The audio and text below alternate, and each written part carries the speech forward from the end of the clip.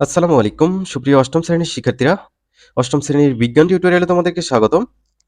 এই ভিডিওতে তোমাদের বিজ্ঞান বইয়ের দ্বিতীয় অধ্যায়ের অনুশীলনীর ২ নম্বর সৃজনশীলটা সলভ করা হবে। উদ্দীপক হিসেবে পি একটা চিত্র দেওয়া আছে আর কিউ একটা চিত্র দেওয়া আছে। এখন তোমাদের ক, খ, গ, ঘ ৪টি প্রশ্ন সলভ করতে হবে।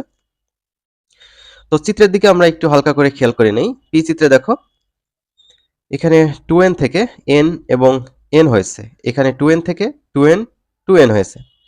এইখানে দেখো এটা হচ্ছে মাতৃকোষ আর এগুলো হচ্ছে শিশুকোষ বা অপত্য কোষের ক্রোমোজোম সংখ্যা। এখানেও সেম ভাবে এটা হচ্ছে মাতৃকোষ আর এগুলো হচ্ছে শিশুকোষ বা অপত্য কোষের ক্রোমোজোম সংখ্যা বলা যায়।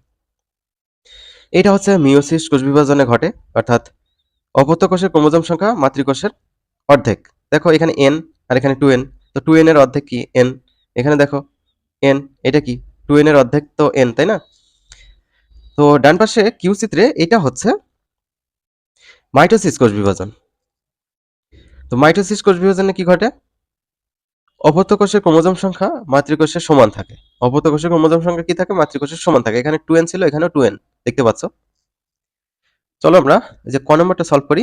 বলছে যে মানুষের প্রতিটি দেহকোষে কয়টি ক্রোমোজোম রয়েছে? ক এর উত্তর, মানুষের প্রতিটি দেহকোষে 46টি ক্রোমোজোম রয়েছে। তো তোমাদের যদি বলে মানুষের প্রতিটি দেহকোষে কত জোড়া ক্রোমোজোম রয়েছে, তাহলে বলবা যে 23 জোড়া। 23 জোড়াই মানে হচ্ছে 46টি। এবার খ নম্বর বলছে কি, জিন বলতে কি বোঝায়? খ এর উত্তর, কোষের নিউক্লিয়াসে অবস্থিত বংশগত বৈশিষ্ট্যের নির্ধারক একককে জিন বলে। বর্তমানে ক্রোমোজোমে অবস্থিত ডিএনএ অণুর যে অংশটুকু দ্বারা কোনো জীবের একটি নির্দিষ্ট বংশগত বৈশিষ্ট্য নির্ধারিত হয় তাকেই জিন রূপ গণ্য করা হয়। গ নম্বর, পি কোষ বিভাজনটি ব্যাখ্যা করো, অর্থাৎ এই কোষ বিভাজনটি আমাদের ব্যাখ্যা করতে বলছে। তো প্রথমে আমি বলেছি এটি হচ্ছে মিওসিস কোষ বিভাজন, কারণ এখানে অপত্য কোষের ক্রোমোজোম সংখ্যা মাতৃকোষের ক্রোমোজোমের অর্ধেক।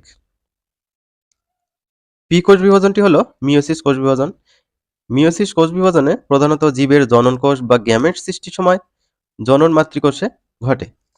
সপুষ্পক উদ্ভিদের পরাগধানী ও ডিম্বকের মধ্যে এবং উন্নত প্রাণীর শুক্রাশয় ও ডিম্বাশয়ের মধ্যে মিওসিস ঘটে। মিওসিস বিভাজনের সময় কোষ পরপর দুবার বিভাজিত হয়। প্রথম বিভাজনকে প্রথম মিওটিড বিভাজন বা মিওসিস 1, দ্বিতীয় বিভাজনকে দ্বিতীয় মিওটিড বিভাজন বা মিওসিস 2 বলা হয়। প্রথম বিভাজনের সময় অপত্য কোষ ক্রোমোজোমের সংখ্যা মাতৃকোষের ক্রোমোজোম সংখ্যার অর্ধেকে পরিণত হয় এবং দ্বিতীয় বিভাজনটি মাইটোসিসের অনুরূপ। এবার ঘ নম্বরটা দেখো, বলছে যে উন্নত প্রাণীতে পি ও কিউ কোষ বিভাজন দুইটির তুলনামূলক বিশ্লেষণ করো। ঘ নম্বর দেখো, উন্নত প্রাণীতে পি ও কিউ কোষ বিভাজন দুটির তুলনামূলক আলোচনা নিচে দেওয়া হলো। প্রথমটা ছিল মিওসিস। পি হচ্ছে মিওসিস ছিল। মিওসিস জনন কোষ মাতৃকোষে ঘটে। অপত্য কোষের ক্রোমোজোম সংখ্যা মাতৃকোষের ক্রোমোজোম সংখ্যার অর্ধেক হয়। ফলে প্রজাতির ক্রোমোজোম সংখ্যার ধ্রুবতা বজায় থাকে। 4টি হ্যাপ্লয়েড অপত্য কোষ উৎপন্ন হয়। মাতৃকোষ দুবার বিভাজিত হয়। প্রথম বিভাজনকে মিওসিস 1 এবং দ্বিতীয় বিভাজনকে মিওসিস 2 বলে।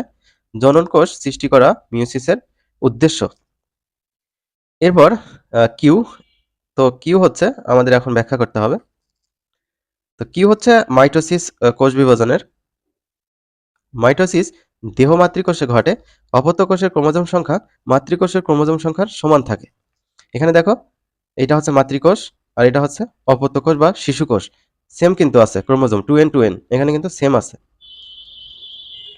দুটি ডিপ্লয়েড অপত্য কোষ উৎপন্ন হয়। ডিপ্লয়েড মানে হচ্ছে 2n, ঠিক আছে? আর হ্যাপ্লয়েড মানে হচ্ছে শুধু সিঙ্গেল n। মাতৃকোষ একবার বিভাজিত হয়। দেহকোষের সংখ্যা বৃদ্ধি করা মাইটোসিসের উদ্দেশ্য। তো আশা করছি বুঝতে পেরেছো। আমরা পরবর্তী ভিডিওতে তোমাদের পরবর্তী অধ্যায়ের প্রশ্নগুলো আলোচনা করব।